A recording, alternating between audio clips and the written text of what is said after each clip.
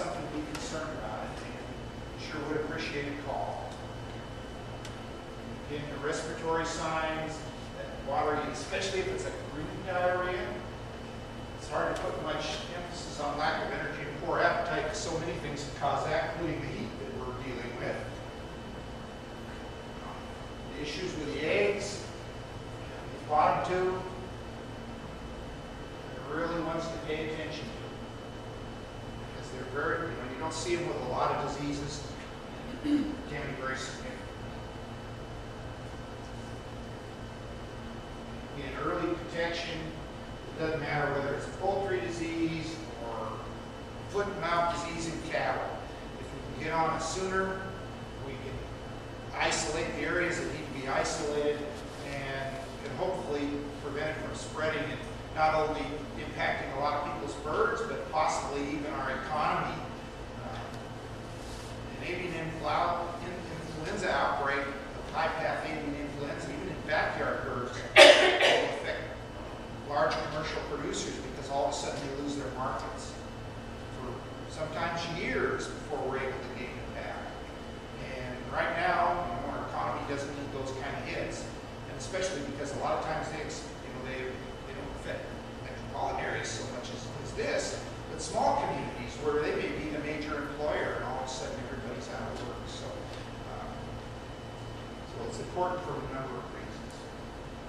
Who do you report birds to? Well, if it doesn't seem to be too acute, you can certainly talk to your cooperative extension office. They may have a person that's, a lot of times they do have a poultry expert there that really knows a lot about poultry, and especially they deal with small producers and not commercial. So that's a good place to go for advice. A lot of times they have a lot of pamphlets on disease.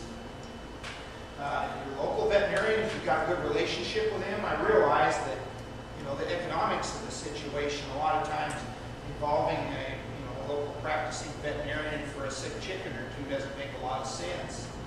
And their time is money, and so it's going to cost if they get involved much at all. But if you've got a good relationship with them, they may be willing to answer a few questions and maybe help you out a little bit. And the state veterinarian's office here in Texas, that's the Texas Animal Health Commission. They're kind of north Austin. You can certainly call them. They also happen to have area offices throughout the state, or our office. And if you have to dial this toll-free number, it's one number across the U.S., but it rings through to the area office in the state where you place the call from. So, a call from here in Austin does come into our office. Probably you would end up talking to me. And I really appreciate it. People call me. Most of the time, it turns out not to be something serious, but sometimes I'm able to help them solve a problem.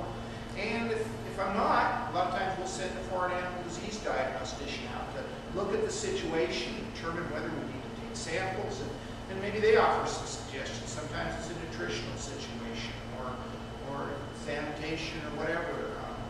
But they can, oftentimes we can help.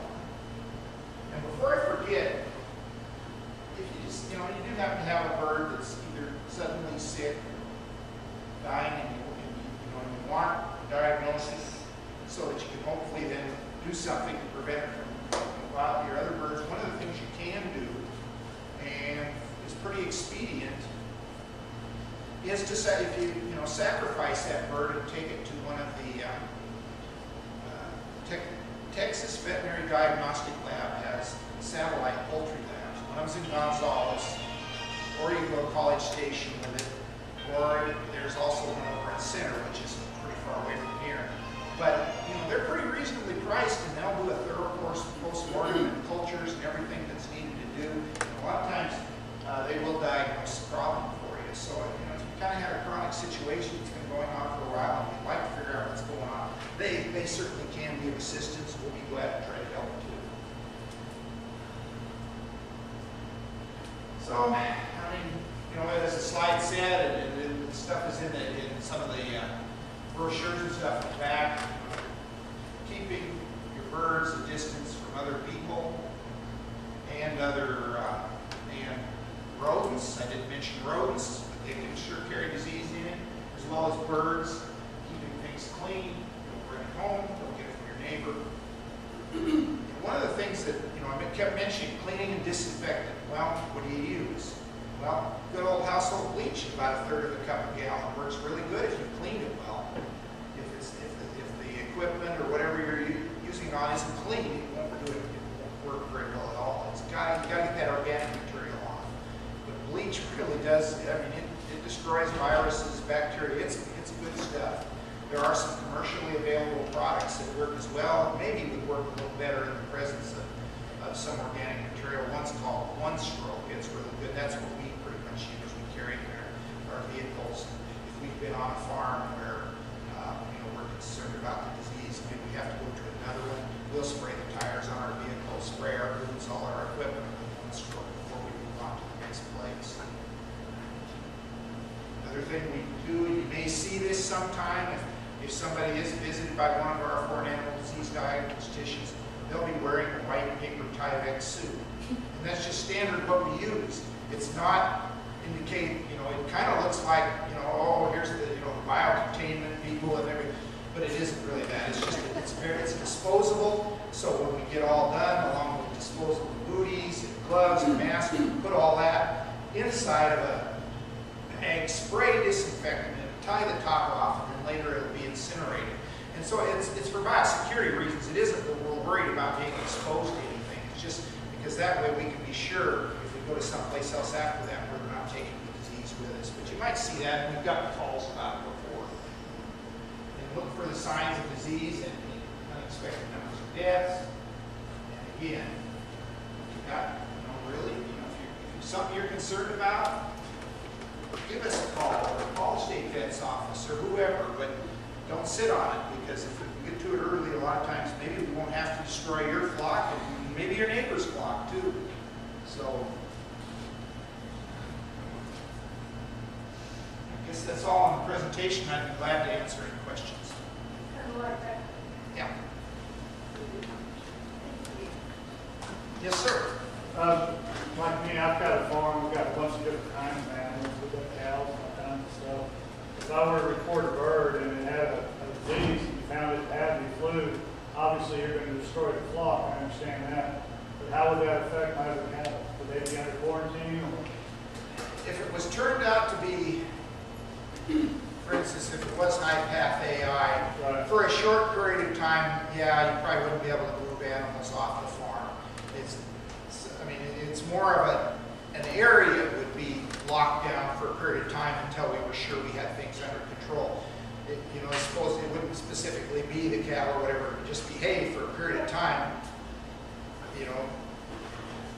What are you saying, a period of time? Well, again, it might depend on. There's so many factors. I mean, if your flock turned out to be the only one that was infected, probably it'd be a couple of weeks. If it turned out that every place in was a bigger area and it took longer to deal with the situation, it could be longer. And then there is also, we try to be flexible. For instance, you had some animals that, that for whatever reason you say you needed to get to a slaughter plant. Probably they could be permitted there, or when the vehicle got ready to leave the place, the wheels and everything would be sprayed, and we would just determine, yeah, that's where they went. Because we're not talking about a disease that cattle would carry. Not within them. It's more they could have it on their feet, or the trucks could have it. But generally speaking, we're usually able to accommodate if we can take certain steps to lower the risk. You said longer than a year, longer than 6 months? Probably not. I can't see it happening that way. We had in 2003, we had an exotic Newcastle disease in California that did take more than a year to get cleaned up because there were so many birds involved in such a wide area. But areas are released from quarantine when they complete, when things that are necessary are completed. So I can't see that any particular place would remain under quarantine like that. Is there something that you can put in the water on a daily basis that would help maybe prevent something like this other than cleaning the bowl? And the second question is that as far as vaccinating the birds, what vaccinations do you suggest, and at what time in